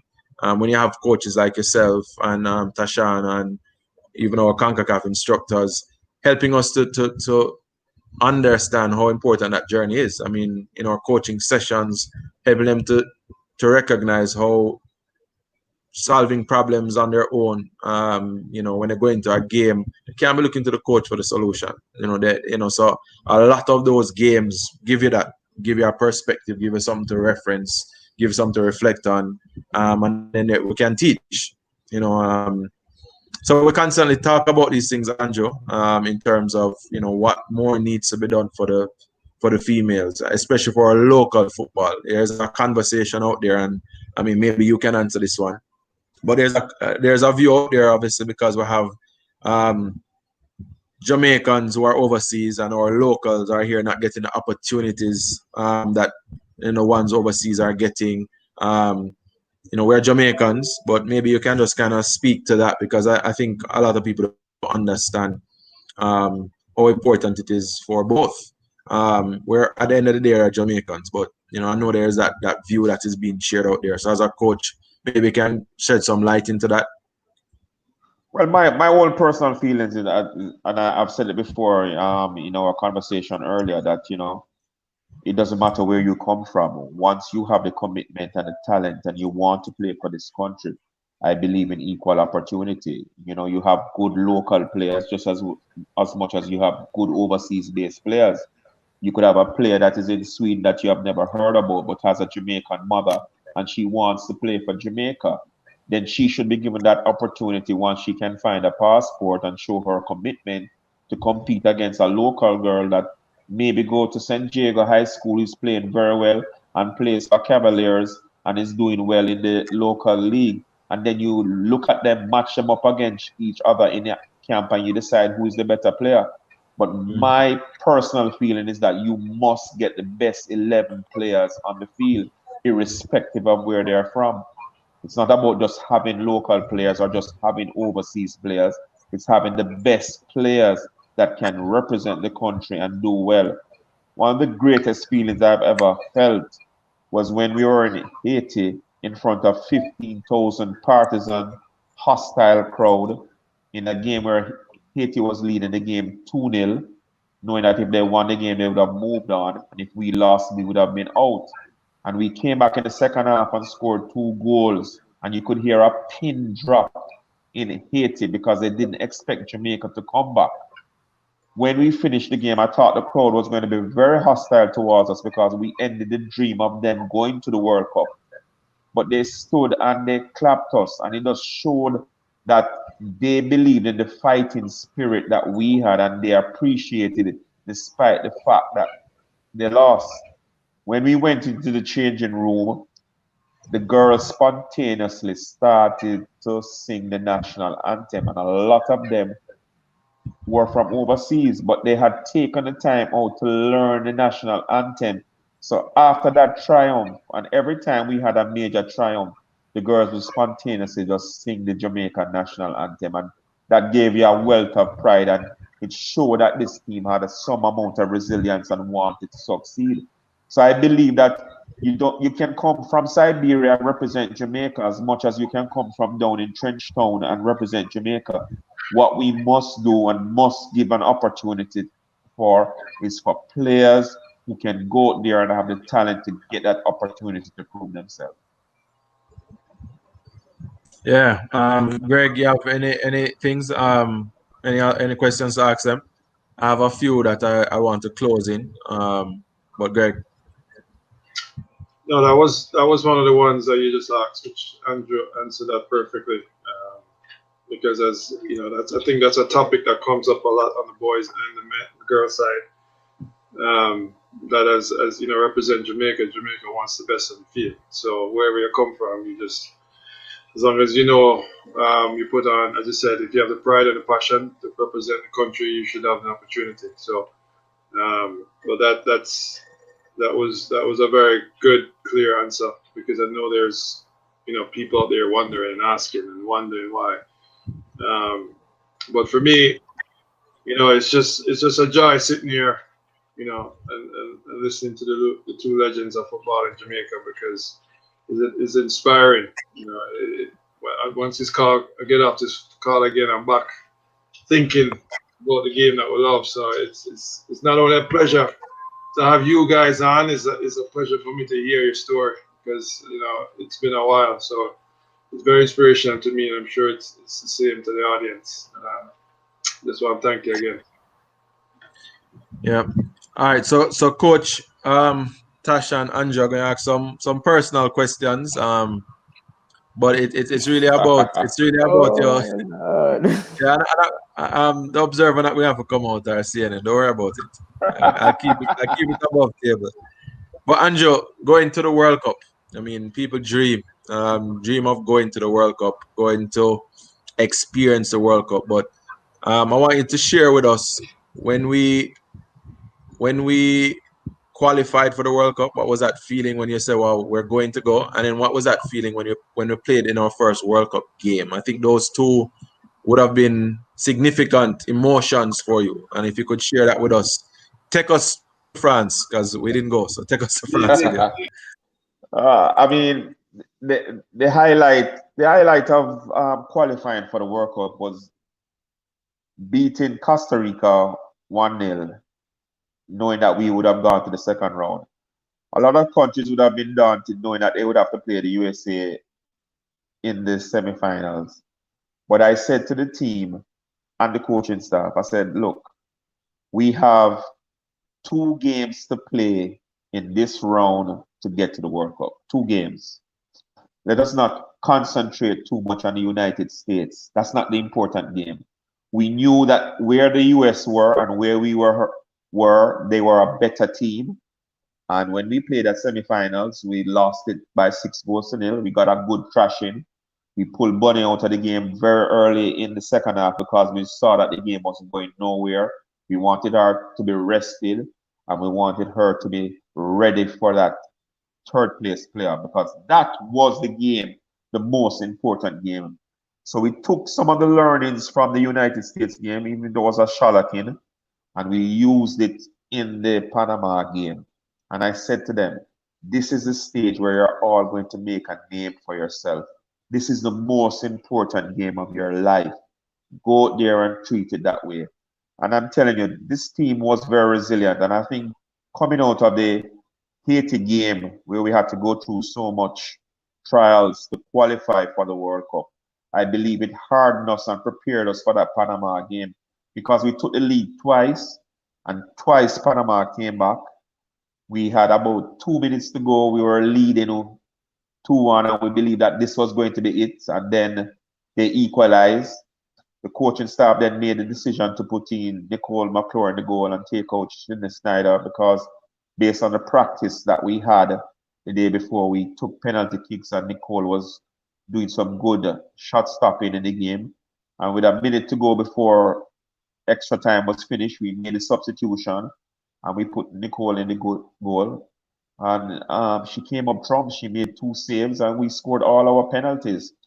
And, when Dominic Bonflas scored that winning goal, we just all started looking on each other as a coaching staff. And all I could just say, we did it, we did it, we did it. And the euphoria is just unbelievable. It was so cold.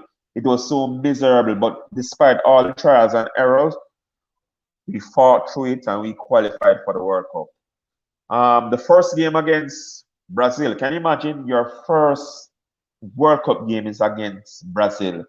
And everybody knows how Jamaica idolizes Brazil. Yes. I mean, Yes.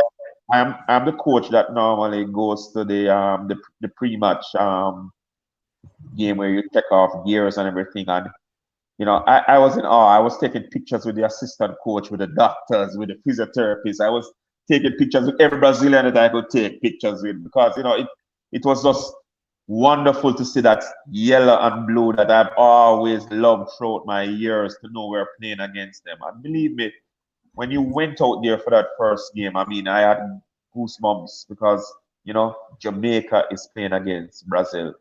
And we made history for that game, because it was the most, at the time, it was the most watched Women's World Cup game, that Brazil-Jamaica game, until, of course, later games in the round in France. But it was the biggest game at the time that was viewed by a viewing public for a women's game. So, it had a lot of history around it. And I believe that, sometimes the emotions overcome you, and when you're put on center stage, and for the first 20 minutes, the girls were saying to themselves, we're really playing against Brazil? Is that Marta over there? So, it's just to understand that you're getting this experience for the first time. You learn from it, and I'm sure the next time we play Brazil, we're going to get the better of them. But it was a great experience. Yes. It's life-changing. There are a lot of best practices, a lot of observations. You saw coaches. You could talk to other coaches. You could see the different things that teams were doing. Their warm-ups were different. You learn so much just being at the World Cup, because every country has a different modus operandi. So you're able to look, tweak, and say, I could take this and carry it back to the Jamaican structure. So it's all about a learning experience. And what you must do there is, when you go to events like this, is grasp as much as you can and take the good and use it for the future. Yeah. Wow. Thanks for that, Coach. We are here watching. We are here watching and not knowing what's behind the scenes, and not knowing all of what you are sharing. Obviously, we saw the faces when we got to the penalty shootout. We see the running when we scored, and we get to celebrate. But what you guys are giving us, what you are giving us, is a glimpse into what it feels like to touch the surface. To touch the grass and to look up in the stands. And the reason why I'm bringing it out is that if you haven't been there, it's hard for you to kind of taste and feel. I mean, as players, we know what it feel like and taste like, and as coaches as well. And for those who are aspiring, it is something. It's life changing when you are in those moments or situations, because you sit down as a youngster and dream about it. You can watch TV and say one day, and hopefully and maybe. But when you actually come, say it's no longer one day and it's no longer hopeful. I am here. I'm actually playing. I'm rubbing shoulders with. Those things are so impacting, and it helps to.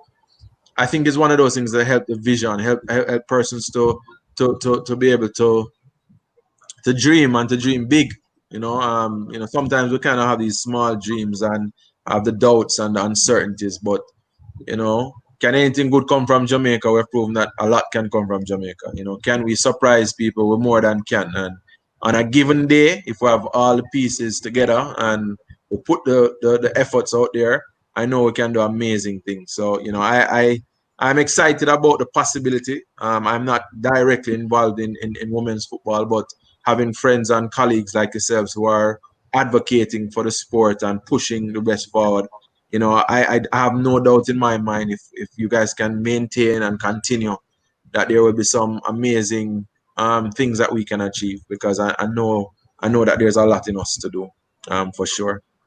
I have a question. All right, go ahead, Greg. And then after Greg's question, guys, we usually close in a little style, just to kind of inspire those who are listening. So after Greg's question, we'll just close off with each of you giving your closing remarks about women's football. All right, Greg. So both Tashana and Coach Andrew. So when did you realize, how early or how late in the qualifier did you realize, wow, we have a chance to get to the World Cup? Or we really have a chance? Well, how early or how late? Well, I want to tell you, for me, I knew once we drew that game in Haiti, the conditions that we had to prepare for that tournament. Haiti is not one of the easiest places to go and get any kind of victory. And when I saw the temperament of the young ladies, I said, these ladies are so resilient. It came to me that look, they're on a mission. We had the Caribbean qualifiers. We did very well. We won all 6 games. Our last game was against Trinidad. They were leading 1-0 at halftime, and in the second half, we just turned it around. These women were just women who always were resilient. Whenever their back to what, they always found a way of winning. And once winning becomes very habitual, players will go out there and deliver. And when we went to Houston for the final round of the CONCACAF qualifier, when we saw the draw, we saw that Canada was in there. What we did, we looked at each game and decided how we were going to play each game. We know the Canada game was going to be very difficult, but we wanted to get something out of the game, whether we lost it or we won it. And I think we did. It made us stronger, got us prepared for the Costa Rica game. We defeated Costa Rica. After that, we played Cuba. We beat Cuba. We got to the semifinals. We were realistic, and I think that is what we did. The girls were realistic. The coaching staff was realistic. We knew we were not going to beat the United States. So what we decided to do is put all our focus in that third place game, which was against Panama. And we decided by come hell or high water, we are going to beat Panama. And we did it. And I think, it's just the resilience, the fixity of purpose. And one of the things the girls were always willing to do was to keep that fire burning. We always had hope. And once we had that hope, we were going to go out there and give it our best shot. And sometimes, if you give it your best shot, it's good enough.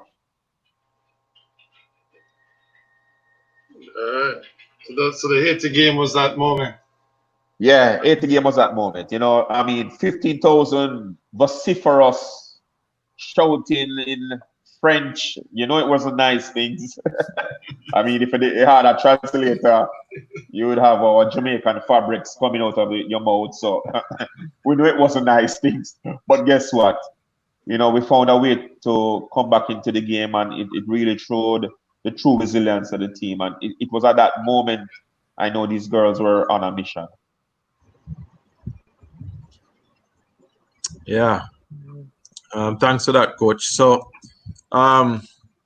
we will continue on women's football for the next couple of weeks. We're going to bring in some other guests. But before we go, we want to just ask you, there's 2 questions. The first one is, if you knew then what you know now, what would you do different?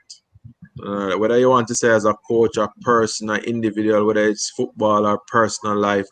If you knew then what you know now, what would you do different? So, Coach Tashana, if you knew then what you know now, what would you do different? If I knew then, what I would do different? Well, for me right now, I would reach out to more coaches, because I think that had I gotten the opportunity to go to a higher division school, I would have made it pro, and the outcome for my life would have been much different. All right. Coach Anjo. Well, to be quite honest, one of the things I always try to do is try to take a little from each coach. And, I try to use those various things that I knew from each coach. But what I've found out now, I should have been a lot more independent and develop myself as a coach and have my own style. And I learned that over years, that despite you getting mentorship from various coaches, you have to chart your own course, and you have to be your own coach, and you have to have your own different chemistries in where you deal with your players. Every coach is going to be different. There are some coaches who are rabble rousers, take the caps off, throw it on the ground, I won't call any names. There are some who whisper, some who encourage you, some will give you a hand, and some will be nice. Each coach has a different coaching style. I would encourage coaches to develop their own coaching style and be independent and be you. And you will get the best out of your players, because players can see whether coaches are being honest with them or not. So Yeah. that is something that I would have changed from a lot earlier, was to, instead of taking the inspiration and trying to be like those coaches that I used to play for, I would have been more independent a lot earlier. All right. So this last one is for that Jamaican reggae girl, aspiring reggae girl, as a coach. What would you say to her as a way of inspiration, motivation, encouragement? So I'm just dreaming. I don't know much about the game. I'm told that I have a little bit of ability. But what would you say to me? I mean, I'm 15 years old with a couple years of playing. What would you say to me now? Coach Andrew and then Coach Tash. I would say to them, look at a Jody Brown. She's also a young teenager. Look at where she is. She was the youngest player in the World Cup in 2019. She got CONCACAF Young Player of the Year when we qualified for the World Cup. She started playing with boys at age 12. So I would look at somebody like her and say, that's an inspiration. I would say, look at a Kanya Plummer who comes from Epsom in St. Mary, went to Titchfield High School, ended up in University of Central Florida, nominated to be College Woman of the Year. I would look at those examples. I would say, look at Khadija Bunny Shaw, now playing professionally in France, in the French League One. I would say, look at those individuals, and they should be enough inspiration that you can be what you can be if you really want it. All you have to do is go out there and work hard daily, and you can achieve your goals. They are living inspirations. Utilize them to motivate you because it can happen to you also.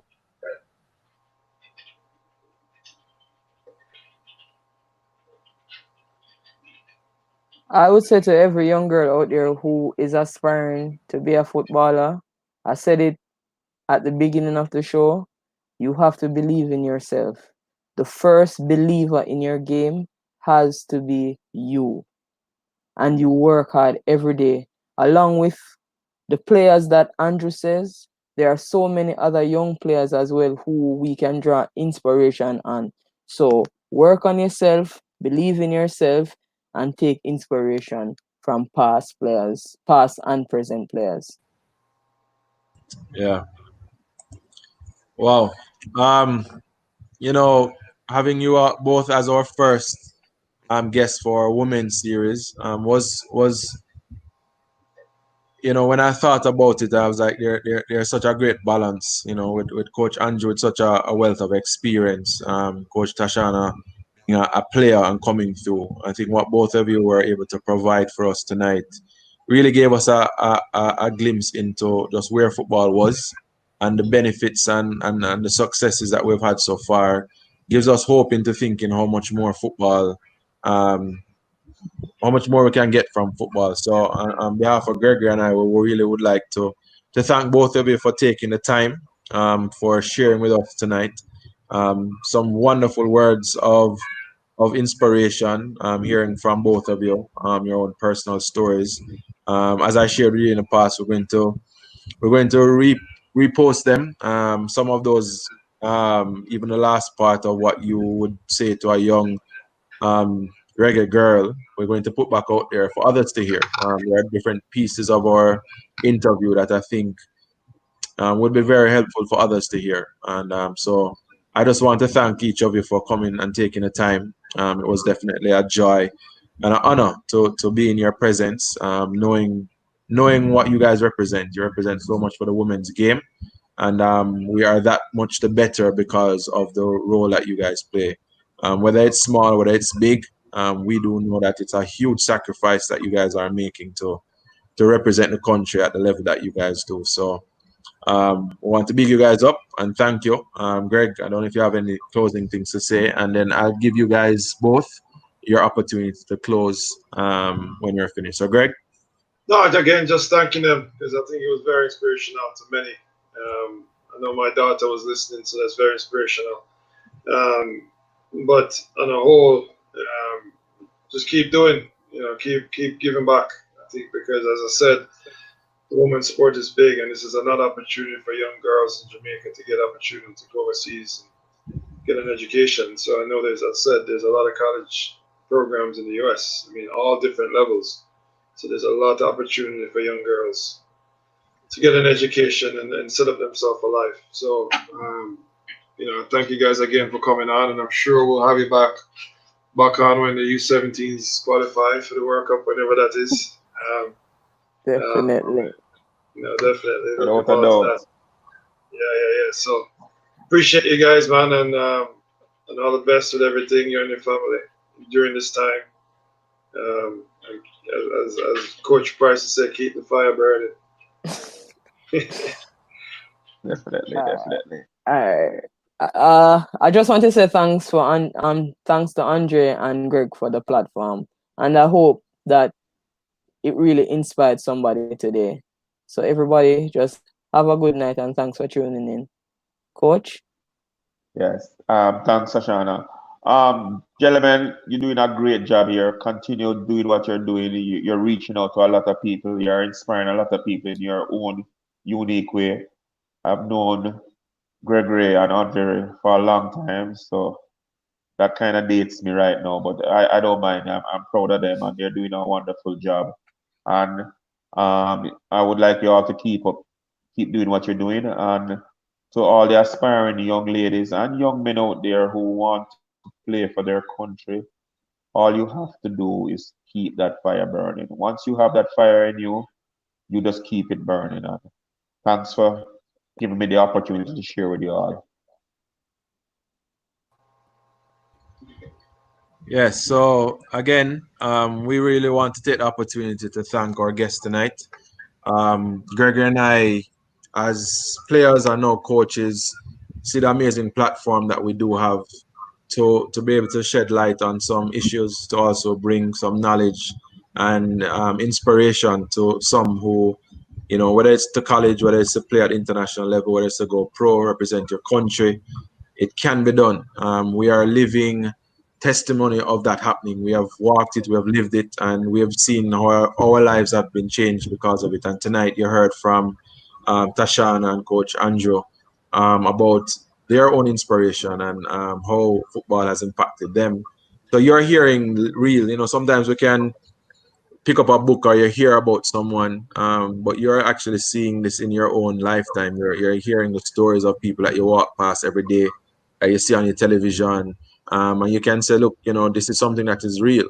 I want us to really begin to be so positive that it becomes contagious. That confidence about who you are, confidence about who we are as a people, confidence in the work that you put in. It's going to pay off because of the hard work that has been put in. I definitely believe that there's greatness in us, and we can achieve more than we have achieved.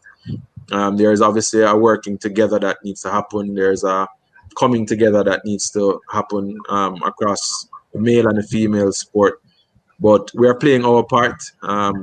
Sometimes we can sit down and wait until we're in a better position. But what we are attempting to do is to play our part, and our part is to tell the story. Our part is to engage and to bring to life some things that are dormant but have such value to other people to hear. And say, one day I can be like Tashana. One day I see myself coaching at the World Cup, and to see that being real. So whether it is the under 17s, under 20s, whether it's the male or the female, let's go for it, guys. We're better than than we were, and I guarantee that we can become even better if we continue to push. So, thanks for joining us tonight. Definitely thanks to our guests, Bashan and Andrew, and my co-host Simo. We'll continue to push. All right, guys. Have a great weekend, and next week Thursday, join us again. We'll announce who our guest will be. In the meantime, check out our social media pages. Like us, comment, subscribe to our YouTube channel. What we're trying to do is just put more content and information out there. So I'm definitely happy for having everybody on tonight, and look forward to seeing you guys next week Thursday. One love. Night. Yep. One love.